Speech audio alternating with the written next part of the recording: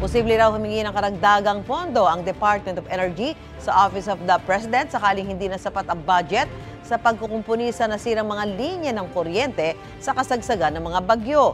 Yan ang unang balita ni Bernadette Reyes.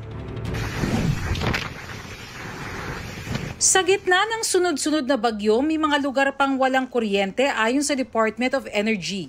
We try to respond, of course, in the fastest way we can.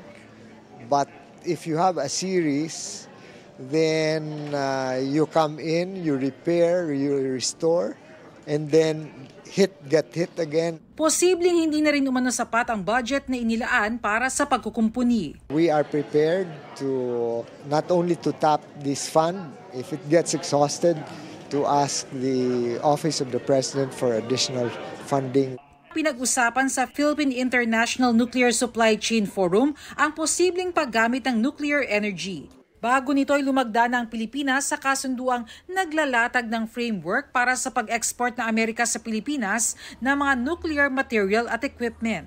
May piniramahan na rin kasunduan sa isang Korean company para pag-aralan kung magagamit pa ang Bataan Nuclear Power Plant. Wala rin po tayong obligasyon to contract or follow the recommendations. We will make the results public and we'll let the public decide. It will provide final closure for BNPP to rehab and operate kung pwede. Kung hindi, bigyan tayo ng alternative. Magawa ng bagong planta, anong klaseng planta, magkano ito.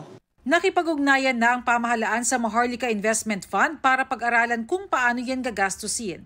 Hindi pa tiyak kung bababa ang singil dahil dyan, pero higit diyan. The requirements is that one, we want to assure our people of the safety if we are to go on the nuclear power. And as we have also pointed out, there are newer technologies, safer technology. Bukod sa pagbuo ng comprehensive nuclear energy policy, tutulong din daw ang Amerika sa pagbibigay ng mga training at scholarship para madagdagan ang kaalaman ng mga Pilipino pagdating sa nuclear energy. Building a safe, secure civil nuclear industry, however, requires more than just technology and materials. It needs strong institutions, supportive policies, and a skilled workforce. The talent pool is limited, and we hope to expand that by bringing adjunct professors here to these universities. We are putting up a seed fund of $100,000 to start the scholarship program on nuclear-related scholarships.